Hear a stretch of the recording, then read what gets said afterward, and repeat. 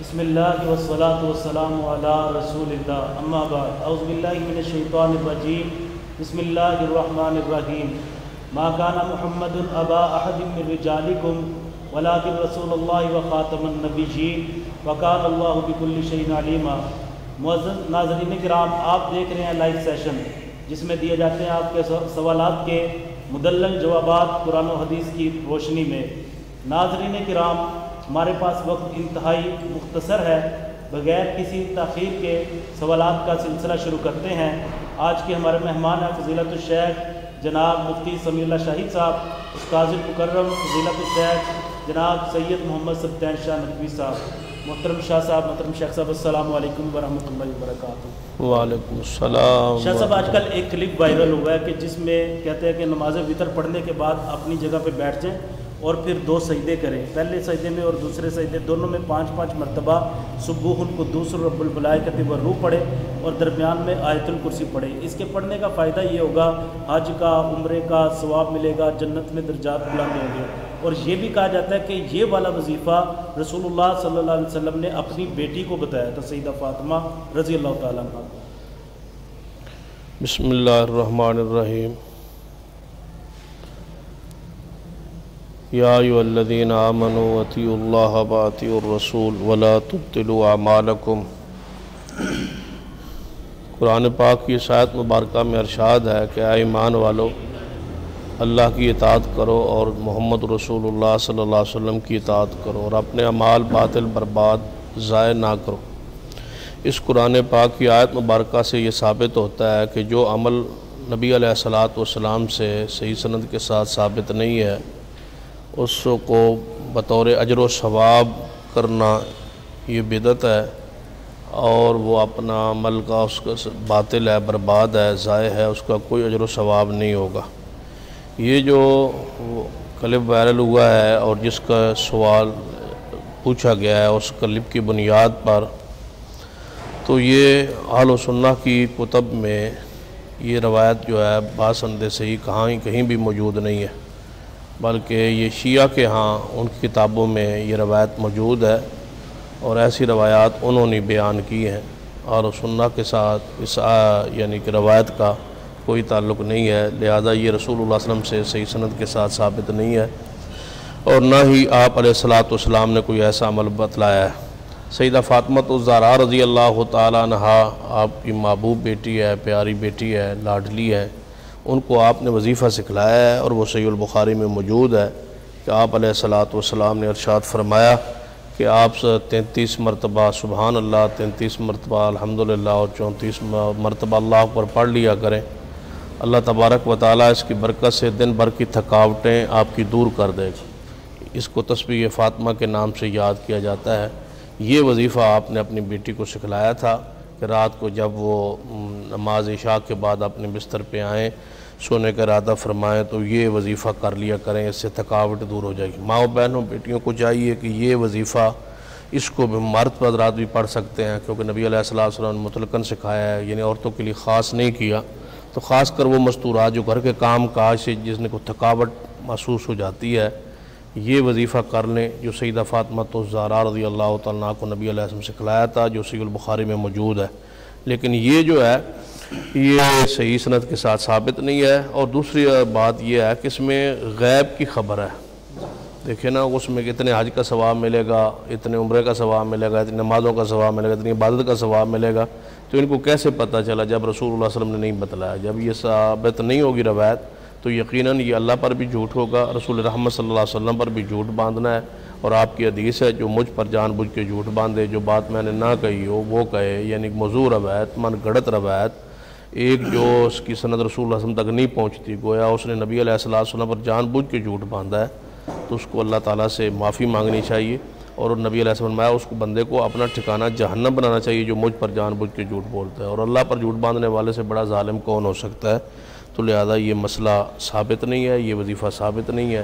وہی کام کریں جو نبی علیہ السلام نے کیے ہیں اور آپ نے اپنی امت کو سکھلائے ہیں اور اہل بیت کو سکھلائے ہیں۔ اللہ ہمیں توفیق عطا فرمائے۔ اور جو وظیفہ رسول اللہ صلی اللہ علیہ وسلم نے سیدہ فاطمہ الزہرا رضی اللہ تعالیٰ عنہ کو بتایا تھا، وہ سیدنا علی رضی اللہ تعالیٰ عنہ نے پوری زندگی نہیں چھوڑا۔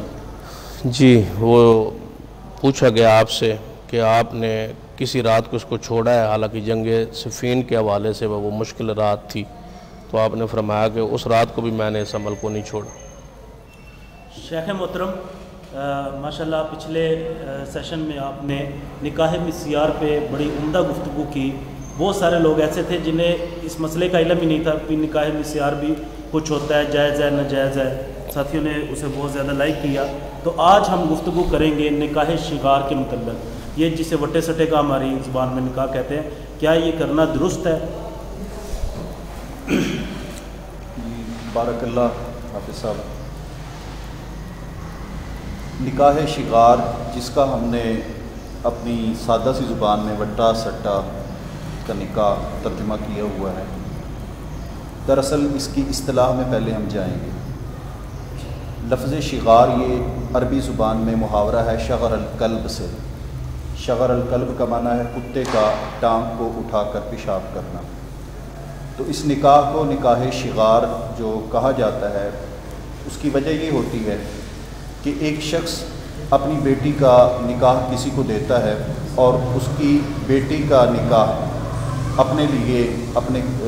کسی عزیز کے لیے لیتا ہے، اور اس میں شرط یہ ہوتی ہے جو کہ حضرت نافع رحمہ اللہ تعالی نے صحیح البخاری میں بیان فرمائی ہے کہ آپ میری بیٹی لیں گے تو میں آپ سے میری بیٹی کو آپ حق المہر نہیں دیں گے، اور اگر آپ کی بیٹی میں لوں گا تو اس کو حق المہر ہم نہیں دیں گے۔ تو وہاں پر یہ جو نکاح ہوتا ہے، یعنی بدلے میں جو رشتہ لیا جاتا ہے، یہ رشتہ ہی حق المہر بن جاتا ہے۔ تو اس کے متعلق رسول اللہ صلی اللہ علیہ وآلہ وسلم نے فرمایا کہ لا شغار فی الاسلام، اسلام میں شغار نہیں ہے۔ اسی طرح حضرت عبداللہ بن عمر رضی اللہ تعالیٰ عنہما وہ بیان فرماتے ہیں کہ نہا رسول اللہ صلی اللہ علیہ وسلم عن الشغار، اللہ کے نبی صلی اللہ علیہ وآلہ وسلم نے نکاح شغار سے منع کیا۔ تو اس صورت میں جب یہ صورت ہے جو رسول اللہ صلی اللہ علیہ وسلم کے زمانہ میں تھی، یعنی اس رشتے کے لین دین کو ہی حق المہر بنایا جا رہا ہے، تو یہ تو قطعاً حرام ہے۔ البتہ دوسری صورت یہ ہے کہ وٹے سٹے کا نکاح ہوتا ہے لیکن جانبین میں حق المہر بچیوں کا، زوجہ کا وہ موجود ہوتا ہے، تو اس سے بھی بچنا وہ بہتر ہے، کیوں اس سے بھی آگے قباحتیں پیدا ہو سکتی ہیں کہ کہیں ایک بچی کو ایک گھر میں تکلیف پہنچائی گئی ہے تو اس کے نتیجے میں دوسری بچی جس کا قصور ہی نہیں ہے، جرم ہی نہیں ہے، خطا نہیں ہے، بغیر کسی وجہ کے اس کا گھر برباد ہو جائے گا۔ تو ان قباحتوں کی وجہ سے اس نکاح سے بچنا چاہیے، اور حقیقی طور پر جو نکاح شغار ہے وہ اس نکاح کو کہا جا رہا ہے جس میں حق المہر جو ہے وہ صرف اور صرف یہ رشتہ دینا لینا یہ بن جاتا ہے۔ جی، اور کوئی حق مہر نہ ہو، صرف رشتے کا لینا اور دینا ہی حق مہر ہو، تو ایسا نکاح شغار ہوگا، اور یہ کرنا درست۔ ہاں جی، اور قرآن کریم میں اللہ تبارک و تعالیٰ کا حکم ہے، امر ہے حق المہر دینا، وآتوا صدقاتہن وآتوا النساء صدقاتہن نحلا، کہ تم جو عورتوں کے حق المہر ہیں وہ انہیں دو خوشی۔ جی شاہ صاحب، لوہے قرآنی کو دیکھنے سے مشکلیں آسان ہوتی ہیں، کیا یہ درست ہے؟ اور کہتے ہیں کہ اگر کوئی آدمی اسے دیکھے تو رزق بھی بڑھ جاتا ہے، صبح کو دیکھے مشکلیں آسان ہوتی ہیں، شام کو دیکھے تو رزق بڑھ جاتا ہے۔ کیا یہ لوہے قرآنی کا لٹکانا اور لٹکا کے اسے دیکھنا اور اس نظریے سے کہ مشکلیں دور ہوں گی درست ہے؟ یہ سوال پہلے سوال سے ملتا جلتا ہی ہے کہ ہمارے ملک میں یہ رواج ہے کہ قرآن پاک کی صورتوں کے شروع میں جو حروف مقطعات ہیں ان کو لکھا جاتا ہے اور انہیں لوح قرآنی کا نام دیا گیا ہے، اور اس پر جو ہے اجر و ثواب کا اور اس کو دیکھنے کے ساتھ رزق میں برکت، یا دکان یا گھر میں لٹکانے کے ساتھ رزق کی برکت کی خبریں دی جاتی۔ یہ وہی مسئلہ ہے کہ جس پر رسول اللہ صلی اللہ علیہ وسلم نے خبر نہیں دی، تو ایک عام آدمی کو کیا حق حاصل ہے کہ اس پر وہ اجر کی یا ثواب کا لالچ دے یا خبر دے، کیونکہ خبر تو بدریہ وہی ہوتی ہے نا۔ نبی اکرم صلی اللہ علیہ وسلم، ثواب کا مالک اللہ ہے، اس نے دینا ہے، اور کتنا دینا ہے اور کب دینا ہے اور کس کو دیکھنے سے دینا ہے،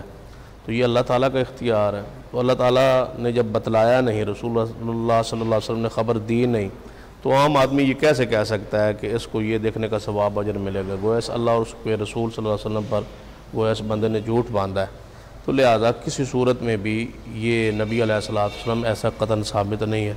پھر لوح قرآنی کے ساتھ آخر پہ جو ہے نا آمین لکھا ہوتا ہے، ہے کہ وہ لوح قرآنی کے اندر داخل شامل نہیں ہے، آمین قرآن کا حصہ تو نہیں ہے،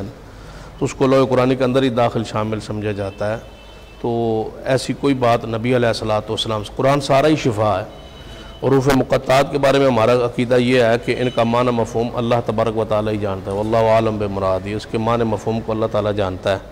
تو جب اس کا معنی مفہوم متعین نہیں ہوا، رسول اللہ صلی اللہ علیہ وسلم نے نہیں دیا، اور یہ آپ کی نبوت کی بلکہ ایک تصدیق اور صداقت پر مہر ہے کہ آپ نے جو کچھ بیان کیا اللہ تعالیٰ کی وحی سے بیان کیا، باقی آیات کا معنی بیان کیا، ان آیات کا معنی، ان حروف کا معنی بیان نہیں کیا، تو گویا معنی بھی اللہ کی طرف سے ہی نازل ہوتا تھا۔ اگر اپنی طرف سے معنی کرتے ہوتے تو حروف مقطعات کا معنی بھی آپ بیان کرتے، جب آپ نے بیان نہیں کیا تو گویا معنی بھی نبی علیہ الصلوۃ والسلام ثم ان علینا بیانہ، قرآن پاک بھی اللہ نے نازل کیا، اور اس کا معنی تفسیر و توضیح جو ہے وہ بھی اللہ تبارک و تعالیٰ نازل فرمائی۔ یہی بلکہ یہ نبی علیہ السلام کی صداقت کی، امانت کی دلائل ہیں یہ حروف مقطعات کے، ان کا معنی رسول اللہ صلی اللہ علیہ وسلم نے اپنی مرضی سے، اپنی رائے سے یا اپنی طرف سے نہیں کیا، وہی کچھ بیان کیا جو اللہ تعالیٰ نے آپ پر وہی نازل کی ہے۔ تو لہذا ان الفاظ کو، حروف کو لٹکانا اور اس سے یہ ثواب کی امید رکھنا، یہ نبی علیہ الصلوۃ والسلام کی طرف سے خبر نہیں ہے، یہ خود ساختہ بات ہے۔ قرآن سارے کا سارا شفا ہے، لیکن ان حروف کو لکھ کے اور یہ دوسروں کو کہنا کہ اس پر یہ اجر ثواب ملے گا یا رزق میں برکت ہوگی، ایسی کوئی بات ثابت نہیں ہے۔ محترم جناب مفتی سمیع اللہ صاحب، سوال یہ ہے، بڑا اہم سوال ہے کہ پاکستان میں بہت ساری ویب سائٹس ایسی ہیں جو آن لائن پیسہ کمانے کا موقع فراہم کرتی ہیں، جیسے کلک پے اور زی بکس وغیرہ۔ تو اس میں یہ ہوتا ہے کہ جتنے پیسے انویسٹ کریں اتنے ہی وہ واپس دیتے ہیں۔ اگر 1000 روپیہ انویسٹ کیا ہے وہ 2000 روپیہ واپس کریں گے، لیکن ان کی ایک شرط ہوتی ہے، وہ کچھ ایڈز اس میں بھیجتے ہیں، وہ لازمی دیکھنی ہوتی ہیں۔ اگر ایڈز دیکھیں گے تو پیسے ڈبل ہو جائیں گے، نہیں دیکھیں گے تو وہی غلط ہو۔ اصل میں ایک بنیادی اصول ہے ہمارے اسلام کا، دین کا، جو جتنی بھی اصول فقہ پہ ائمہ کرام نے کتابیں لکھی ہیں ان میں وہ ثابت کیا ہے قرآن و حدیث سے، وہ یہ ہے کہ عبادات میں ہر چیز حرام ہے الا یہ کہ جس کی اجازت رسول اللہ صلی اللہ علیہ وآلہ وسلم دے، اور معاملات میں، بے میں، خرید و فروخت میں، تجارت میں، معاملات میں ہر چیز حلال ہے الا یہ کہ جس سے رسول اللہ صلی اللہ علیہ وآلہ وسلم منع فرما دیں۔ جیسا کہ قرآن کریم میں اللہ تبارک و تعالیٰ نے ارشاد فرمایا ہے کہ خلق لکم ما فی الارض جمیعا، جو کچھ ہے زمین میں وہ تمہارے لیے پیدا کیا ہے۔ اس کا مطلب ہے کہ زمین میں جو کچھ ہے وہ ہمارے لیے کھانا حلال ہے الا یہ کہ جس چیز کے اوپر نص آ جائے رسول اللہ صلی اللہ علیہ وسلم کی طرف سے کہ یہ تمہارے لیے کھانا جائز نہیں، یا وہ چیز ہمارے لیے نقصان دہ ہو، پھر بھی وہ کھانی جائز نہیں۔ وَلَا تُلْقُوا بِأَيْدِيكُمْ إِلَى التَّهْلُكَةِ، اپنے آپ کو ہلاکت میں نہ ڈالو۔ اسی طرح ایک اور مقام پہ اللہ تبارک و تعالیٰ ارشاد فرماتے ہیں کہ جس چیز پہ اللہ تبارک و تعالیٰ کا نام لیا گیا ہے تم وہ کھاؤ، کیوں نہیں کھاتے؟ وَقَدْ بَيَّنَ لَكُمْ مَا حَرَّمَ وَقَدْ فَصَّلَ لَكُمْ مَا حَرَّمَ عَلَيْكُمْ، جو چیز اللہ نے تم پر حرام کی ہے وہ بیان کر دی ہے۔ تو یہ جو تجارت ہے، یہ جو معاملہ آپ بتا رہے ہیں، اس میں اگر کوئی ایسی شک نہیں ہے، شک سے مراد یہ ہے کہ وہ جس ایڈ کو آگے دکھایا جا رہا ہے وہ ایڈ حرام نہیں ہے، غلط چیز کی نہیں ہے، پہلی چیز، اور دوسرے نمبر پر اس میں کوئی دھوکہ نہیں ہے، تو پھر ایسی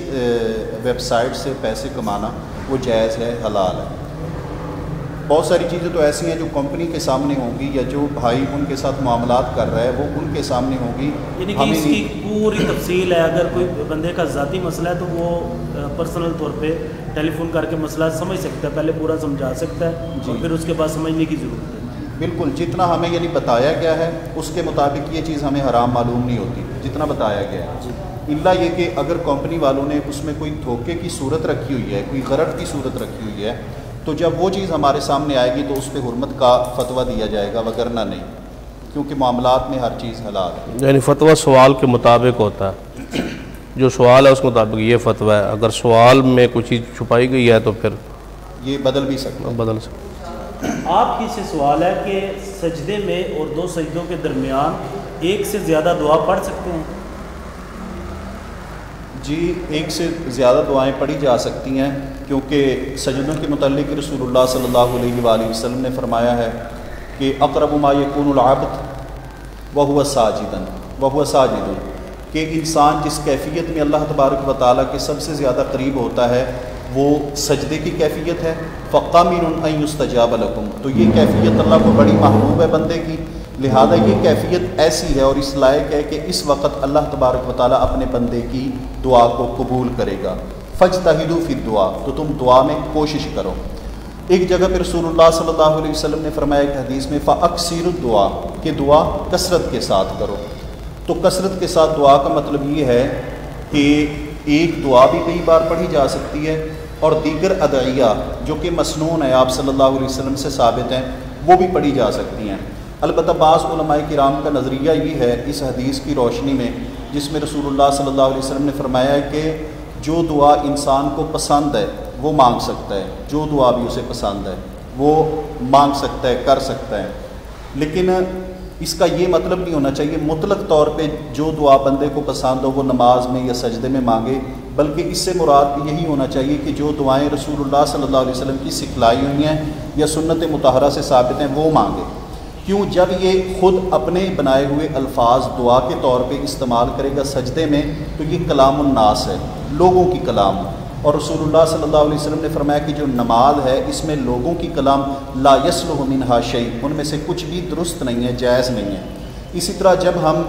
نماز پڑھ رہے ہوتے ہیں کوئی شخص آ کے سلام کہتا ہے تو وعلیکم السلام ہے تو ایک دعا، لیکن نماز میں ہم اس کا جواب نہیں دیتے، حالانکہ وہ دعا ہے لیکن ہم جواب نہیں دیتے۔ جواب کس کے ساتھ دیتے ہیں؟ اشارے کے ساتھ۔ کیوں؟ کیونکہ یہ کلام الناس میں آ جاتا ہے اس وقت، یعنی لوگوں کا آپس میں تکلم اور کلام۔ تو ایسی دعائیں جو لوگوں کی اپنی کلام ہیں، اپنی ہیں، خود اپنے لیے ضرورت ہے اور الفاظ اپنے ہیں، تو ان سے بچنا بہتر ہے، افضل ہے، اور وہ دعائیں جو رسول اللہ صلی اللہ علیہ وسلم سے مسنون ہیں وہ مانگی جا سکتی ہیں۔ شیخ محترم ایک سے زیادہ جب پڑھیں گے تو اس میں طاق اور جفت کا بھی خیال رکھنا ہوگا؟ جی، ان اللہ وطر یحب الوطر، اللہ تبارک و تعالیٰ کی ذات طاق ہے اور طاق کو پسند کرتی ہے، اور رسول اللہ صلی اللہ علیہ وسلم نے ان دعاؤں کے متعلق بھی جب فرمایا ہے تو طاق ہی فرمایا ہے، لہذا طاق رہنی چاہیے۔ وہ گنے کیسے، گنیں گے کیسے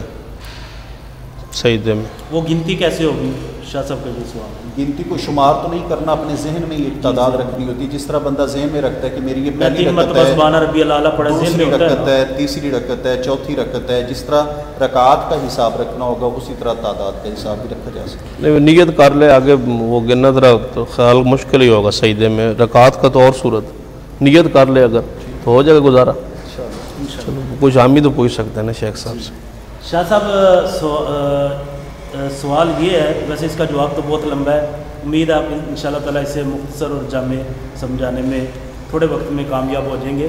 بھائی باغ فدق کے متعلق جاننا چاہتے ہیں کہ اس کی حقیقت کیا ہے، اور یہ جتنا اس وقت اس پہ بحث ہوتی ہے یہ سارا آپ ہمیں وضاحت کر دیں کہ اس میں کیا صحیح ہے کیا غلط۔ میں اس سے مختصر ہی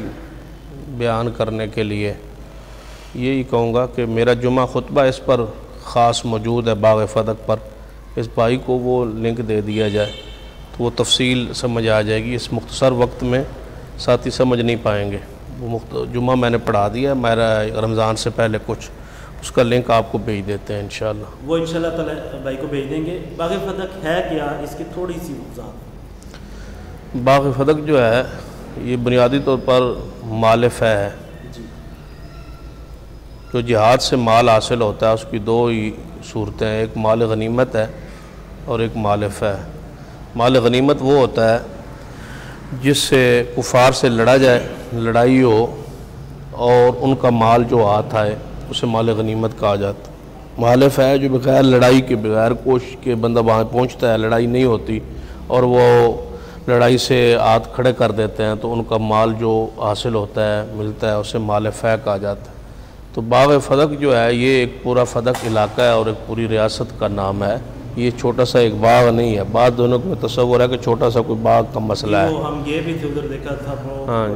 تو وہ سارا مال فہ ہے، اور مال فہ جو ہے اس کی تقسیم قرآن پاک میں وضاحت صراحت کے ساتھ غالباً سورۃ الحشر میں موجود ہے کہ وہ اللہ اس کے رسول کے لیے ہے، وہ آپ کے رسول اللہ صلی اللہ علیہ وسلم کے رشتہ داروں کے لیے ہے، پھر یتامہ اور مساکینوں کے لیے ہے، مہاجرین جو فقراء ہیں ان کے لیے ہے، پھر انصار کے لیے ہے۔ تو وہ نبی علیہ الصلوۃ والسلام کا بحیثیت حاکم حق تھا، آپ نے اس کو مال فہ کی تقسیم کا طریقہ کار اللہ تعالیٰ نے آپ کو بتلا دیا تھا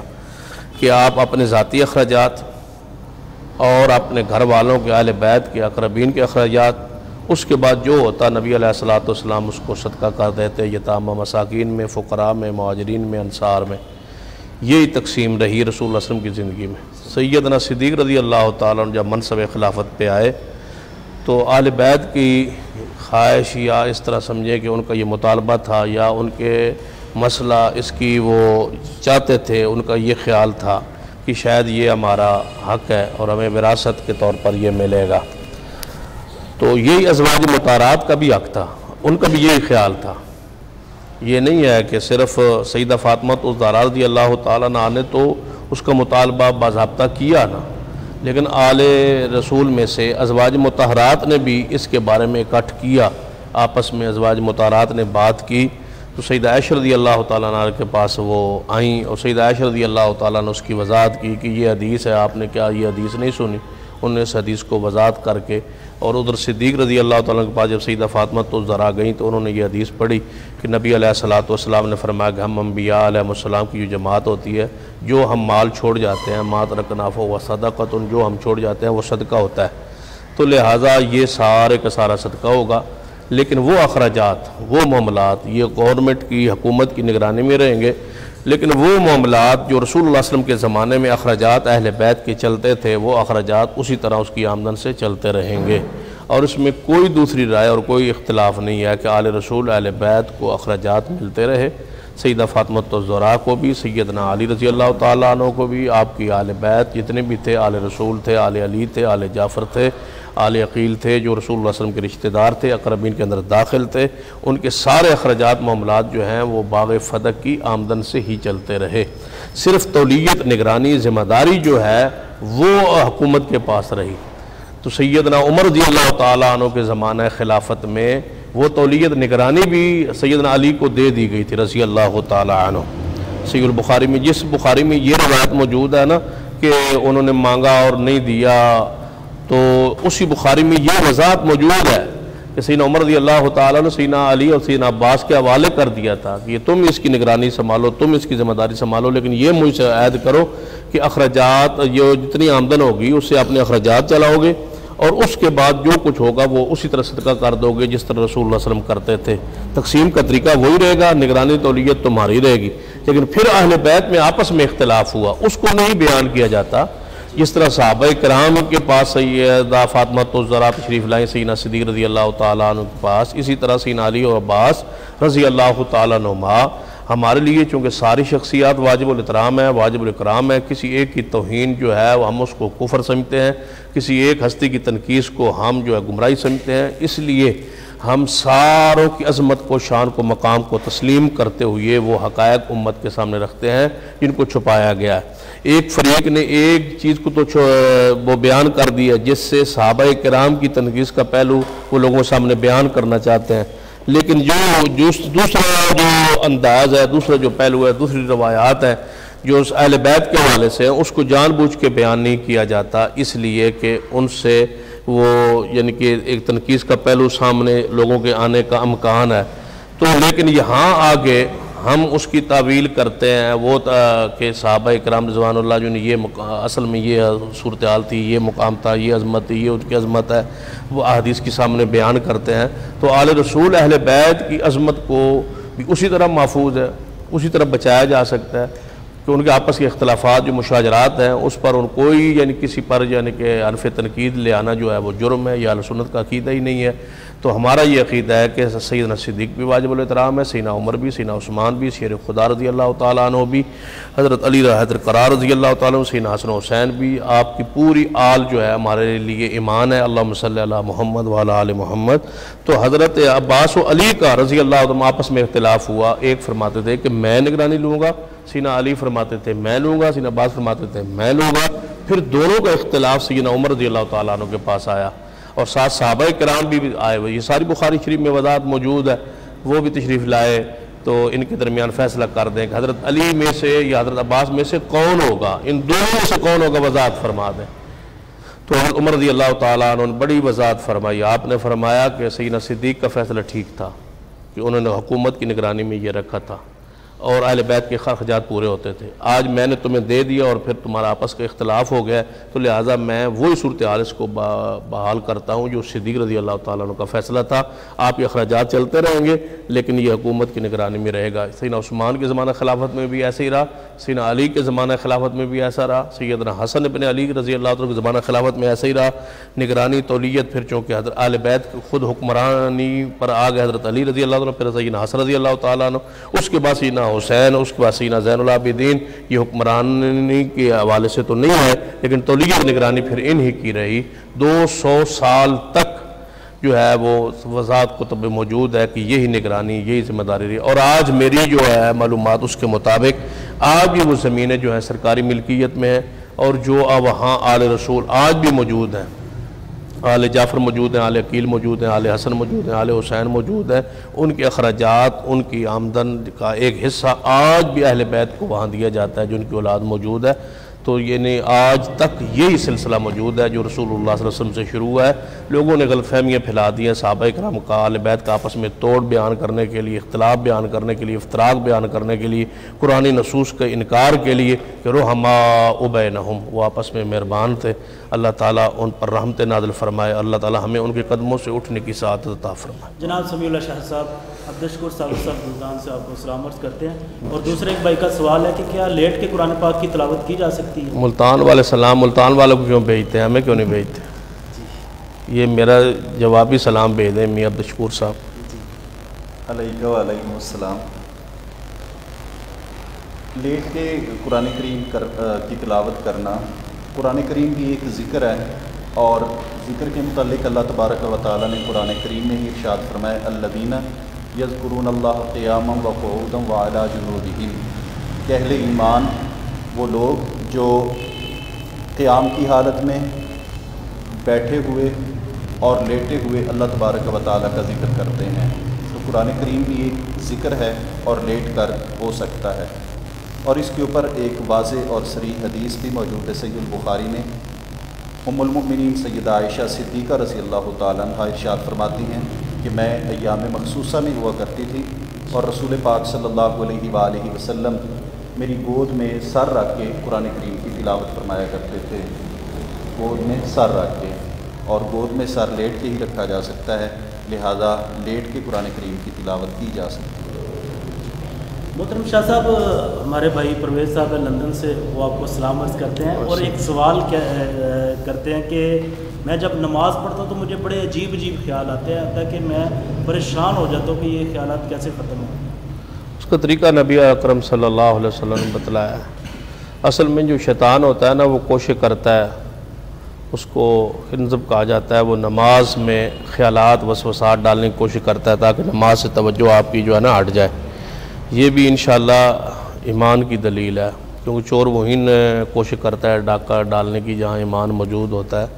تو جب نماز میں خشوع و خضوع طاری ہوتا ہے تو شیطان کوشش ہوتا ہے کہ دوسری طرف وہ خیالات لے جائے اور عجیب کی وسوسات جو ہیں وہ پیدا کرے۔ تو اس حوالے سے گزارش ہے، نبی علیہ الصلوۃ والسلام طریقہ بدلا کہ وہ اعوذ باللہ من الشیطان الرجیم پڑھ کے اپنے دل کی طرف جو ہے نا تھو تھو کرے، تو انشاءاللہ وہ خیالات چلے جائیں گے۔ اس پر عمل کر کے دیکھ انشاءاللہ اللہ تعالیٰ رحمت کرے گا۔ اور مزید جو ہے اپنے کھانے میں جو ہے وہ احتیاط کریں، یعنی کہ لقمہ جو ہے نا وہ حلال کا ہو، کمائی میں کوئی کمی کوتاہی نہ ہو، اور نماز بالکل سنت کے عین مطابق ہو۔ اور داڑھی ان کو کہیں کہ بھائی پرویز صاحب کو داڑھی کا مسئلہ بھی ہو سکتا ہے کہ داڑھی کو مکمل کر لیں، سنت کے مطابق کر لیں، تو انشاءاللہ یہ خیالات اور ختم ہو جائیں گے۔ جتنا سنت آپ کے وجود میں آ جائے گی اتنے خیالات انشاءاللہ دور ہوتے جائیں گے۔ اللہ عمل کی توفیق عطا فرمائے۔ شیخ محترم، جب اذان ہو رہی ہو تو اس وقت بندہ نماز پڑھ سکتا ہے؟ جب اذان ہو رہی ہو تو اس ٹائم اذان کا جواب دینا، یہ تو حکم ہے رسول اللہ صلی اللہ علیہ وسلم کا کہ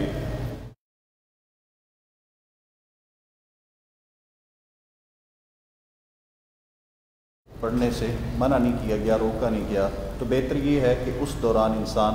اذان کا جواب دے، اذان سے جب مؤذن فارغ ہو جائے تو بعد میں وہ نماز شروع کر لے۔ لیکن چونکہ منع نہیں کیا گیا، آپ نے ڈائریکٹ منع نہیں فرمایا اس سے، لہذا ہم روک نہیں سکتے۔ چند لمحات ہے نا، دوہرا ثواب پا جائے گا۔ نماز تو 2 منٹ بعد بھی پڑھ سکتا ہے، نفلی پڑھنی ہے نا، فرضی تو بعد میں ہوگی۔ اذان کا جواب دے لے جس طرح شیخ صاحب فرما رہے ہیں، دوہرا مزے لے لے، ثواب لے لے۔ کیوں سر؟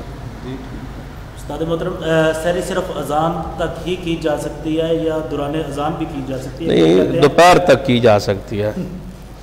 ایک بھائی کہتے ہیں میں کچھ تاخیر کرتا ہوں، اذان کے دوران بھی کھاتا رہتا ہوں، کیا یہ تاخیر جو ہے اس کی سنت کے خلاف ہے،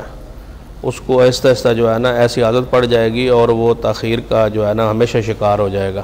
تاخیر جو ہے نا حدیث میں سحری میں تاخیر کرو، اس سے مراد ہے اخیر وقت میں کھاؤ،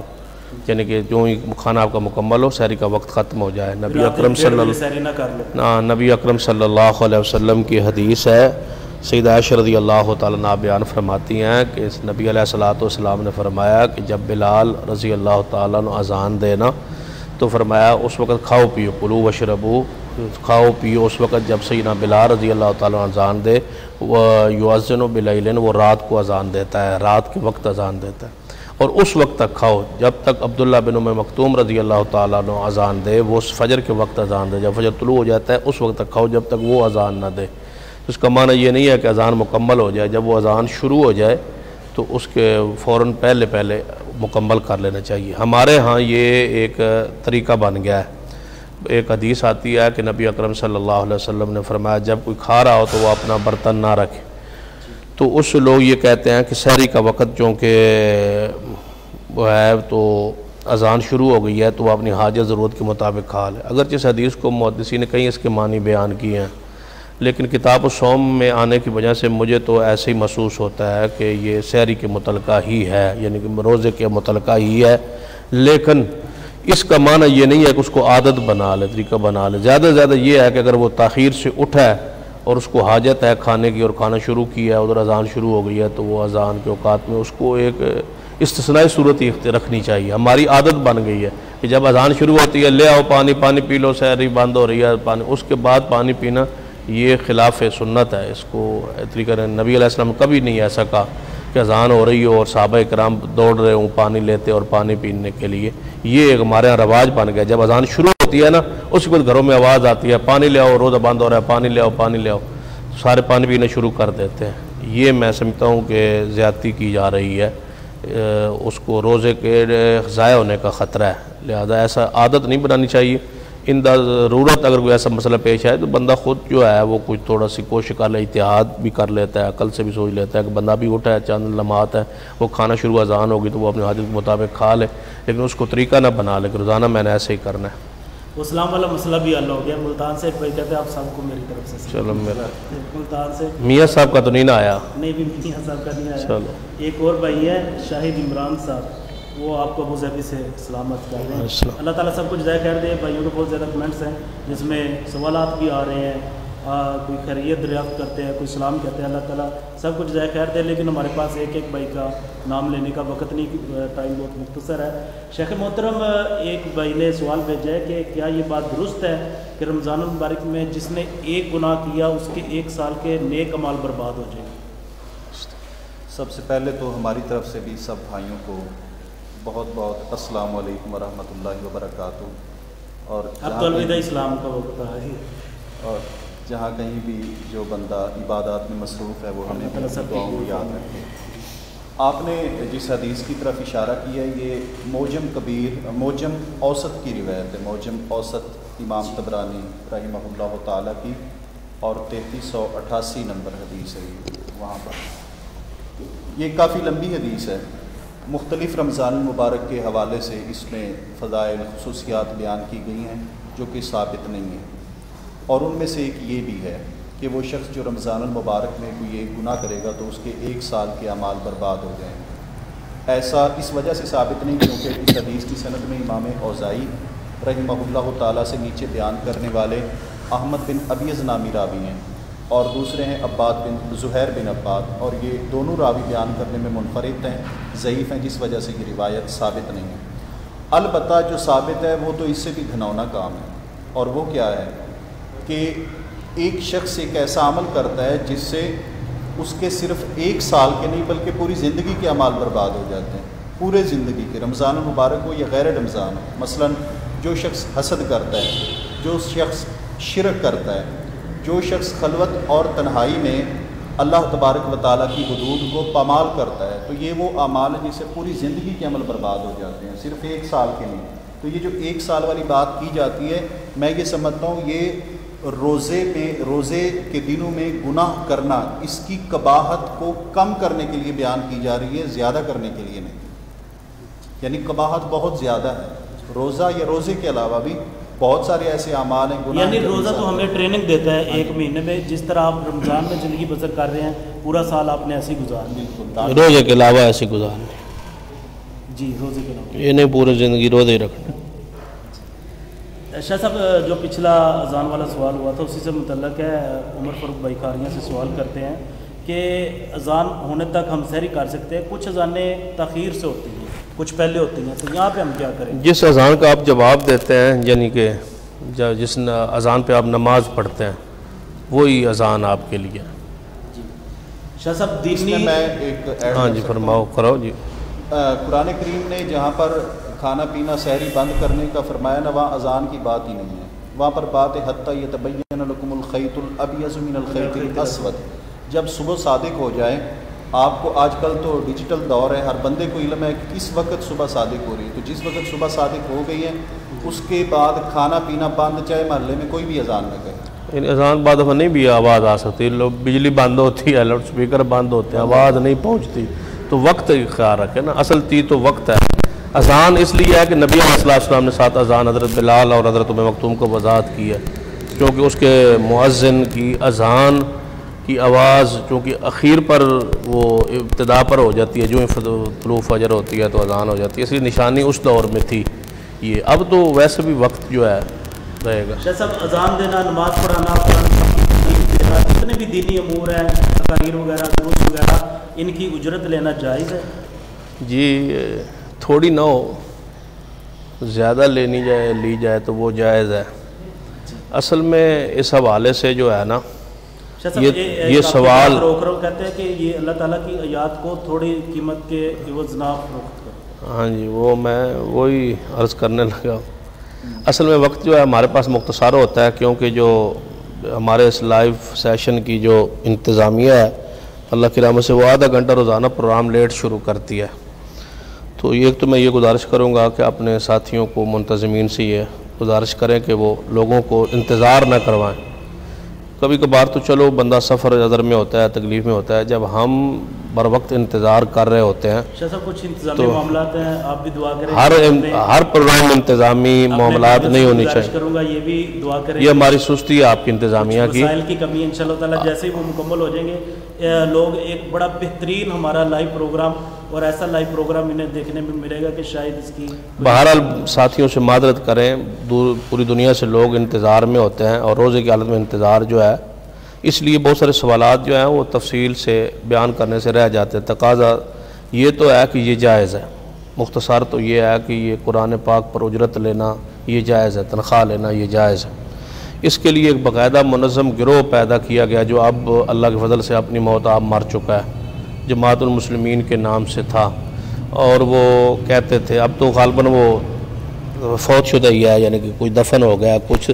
آخری مراحل میں ہیں وہ لوگ، تو ان کا یہ موقف تھا کہ اجرت پر جو ہے نا دینی امور پر اجرت نہیں لینی چاہیے، تو اس حوالے سے وہ اپنی مساجد انہوں نے کہیں بنائیں اور وہ وقت آیا کہ وہ بے رونق ہو گئیں، کوئی بندہ وہاں ڈیوٹی سر انجام نہ دے سکا۔ انہوں نے قرآن پاک کی من مرضی کی تفسیر و تعویل کی کہ وَلَا تَشْتَرُوا بِآيَاتِي ثَمَنًا قَلِيلًا، اس کا معنی یہ ہے کہ تھوڑی قیمت کے بدلے آیات کو نہ بیچو، لہذا یہ تنخواہ لینا جائز نہیں ہے۔ حالانکہ وہ اہل کتاب کے بارے، یہود و نصارہ کے بارے میں تھا، جو اللہ کی آیات کو چھپا لیتے تھے اور غلط مسئلہ بتا کے فتویٰ دے کے اسے پیسے لیتے تھے، یہ تھا وَلَا تَشْتَرُوا بِآيَاتِي ثَمَنًا قَلِيلًا یا قُل لَا أَسْأَلُكُمْ عَلَيْهِ أَجْرًا۔ نبی علیہ السلام کافروں کو کہتے میں تم اس پر مزدوری نہیں مانگتا، تم سے اجرت نہیں لیتا، بلکہ تمہیں بیان کر رہا ہوں، واعظ کر رہا ہوں، قرآن سنت کا دین کا پیغام آپ تک پہنچا رہا ہوں، تبلیغ کر رہا ہوں۔ تو ان آیات کا یہ معنی انہوں نے لے لیا، اس کا معنی یہ ہے کہ اجرت نہیں لینی چاہیے، حالانکہ حدیث میں صحیح البخاری میں موجود ہے اور کتاب الاجارہ میں موجود ہے، مزدوریوں کے باب میں موجود ہے، لیکن محدثین کا فہم، حالانکہ یہ 4-5 جگہ پر حدیث آئی ہے، لیکن اس کے باوجود امام بخاری رحمۃ اللہ کتاب الاجارہ میں لے آ کے مزدوریوں کے باب میں لے آ کے یہ وضاحت کی ہے کہ اس پر مزدوری لی جا سکتی ہے۔ حدیث یہ ہے کہ نبی اکرم صلی اللہ علیہ وسلم کے چند صحابہ کرام ایک سفر میں تھے، وہاں ایک بڑی مشہور حدیث ہے، وہاں ایک بستی میں اترے تو ان لوگوں کو کہا کہ ہم یہاں رات رہنا چاہتے ہیں، رات بسر کرنا چاہتے ہیں، تو انہوں نے ان کی مہمان نوازی سے، رہائش دینے سے، کھانا دینے سے انکار کر دیا۔ تو انہیں بستی سے باہر ایک جگہ پہ پڑاؤ ڈال دیا، چلو یہاں نہیں ہے تو باہر ہم خیمے لگا لیتے ہیں۔ تو رات کو اس بستی کے جو سردار تھا اس کو کسی زہریلی چیز نے ڈنگ مار لیا، سانپ تھا، بچھو تھا، کوئی زہریلی چیز نے ڈنگ مار لیا، ڈس لیا۔ اس کے بعد وہ علاج معالجہ تو ہے وہ کوشش انہوں نے کی لیکن وہ سریاب نہ ہو سکا۔ تو انہوں نے کہا کہ ہم نے ان کی مہمان نوازی نہیں کی مہمانوں کی، تو ہو سکتا ہے ان میں کوئی بندہ ایسا تو ہو جس طرح رات کوئی اچانک کسی کے ہاں کوئی حکیم طبیب کسی بستی میں آیا ہوتا ہے۔ تو انہوں نے کہا وہ لوگ اچھے معلوم ہوتے تھے تو ان سے پوچھیں، جا کے پوچھا گیا کیا تم میں کوئی کسی پاس دوائی یا کوئی دم کوئی ہے؟ تو انہوں نے کہا ہمارے پاس ہے لیکن تم نے ہماری میزبانی نہیں کی، لہذا انہوں نے ان کے ساتھ پہلے بکریوں کا معاوضہ طے کر لیا۔ تو وہ تشریف لے آئے صحابی رسول، انہوں نے آ کے دم کیا، سورۃ الفاتحہ پڑھی اور اللہ تبارک و تعالیٰ نے اس کو شفا بخش۔ تو انہوں نے حسب جو چیز طے کی تھی اس معاملہ کے مطابق ان کو بکریاں دی۔ جب صحابہ کرام رضوان اللہ علیہ مجمعین کے وہ بکریاں لے گیا تو ان کو گوشت کو کھانے کی ضرورت بھی تھی نا، تو گوشت کھا سکتے تھے، استعمال کر سکتے تھے، لیکن صحابہ کرام نے انکار کیا۔ انہوں نے کہا کہ نہیں، یہ اللہ کی کتاب پر مزدوری لی گئی ہے، آپ نے قرآن پڑھا، دم کیا اور اس پر آپ نے مزدوری لی ہے، لہٰذا یہ ہمارے حلال نہیں، ہم نہیں کھائیں گے جب تک رسول اللہ صلی اللہ علیہ وسلم کے پاس نہیں ہے۔ تو جب نبی اکرم صلی اللہ علیہ وسلم کے پاس تشریف لے آئے اور آپ سے سارا واقعہ سنایا تو نبی علیہ الصلوۃ والسلام نے ارشاد فرمایا احق ما اخذتم علیہ اجرا، جس چیز پر تم سب سے زیادہ یعنی اجر مزدوری لینے کے حقدار ہونا وہ اللہ کی کتاب ہے، کتاب اللہ، فرمایا وہ اللہ کی کتاب ہے، یہ فقیر کمائی ہے۔ لیکن ایک بندہ سارا دن جو ہے وہ گٹر صاف کر کے، گلیاں صاف کر کے، ایک بندہ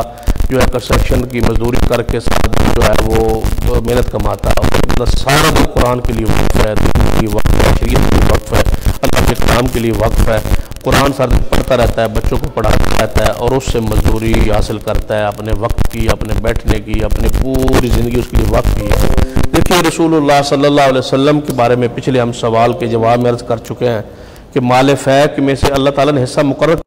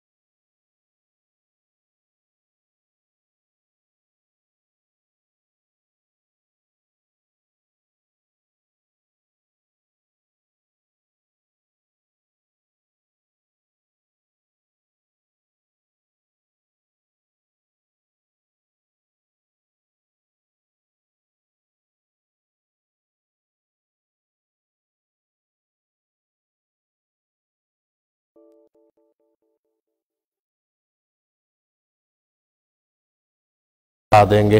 تو لہٰذا تنخواہ لینا جائز ہے۔ یعنی کہ خطیب خطبہ دیتا ہے،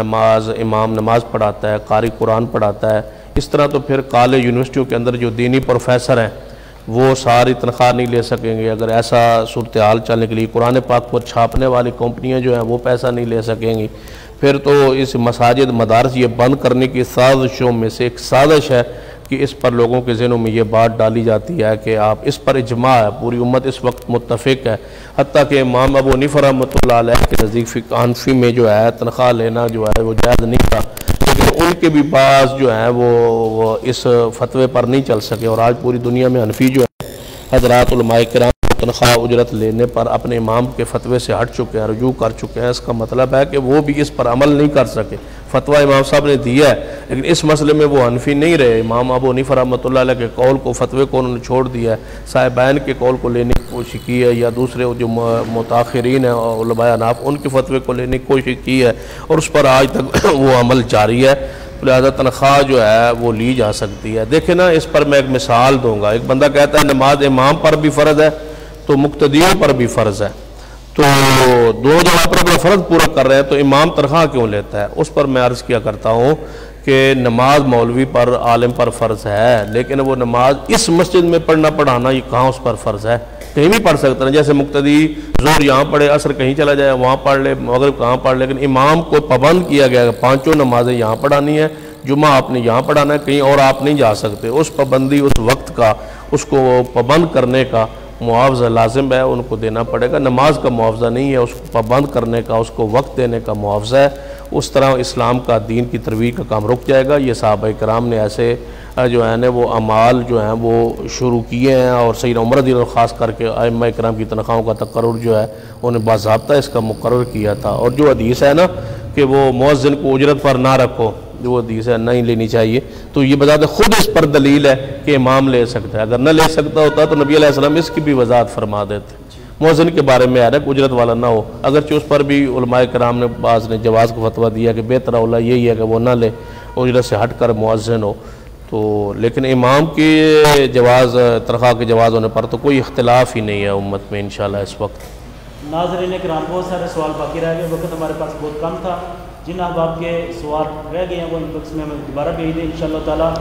ہفتے والے دن کا جو سیشن ہوگا اس میں ضرور شامل کیے جائیں گے۔ اپنے بھائی عمر فاروق شاکر کو اجازت دیجیے۔ السلام علیکم۔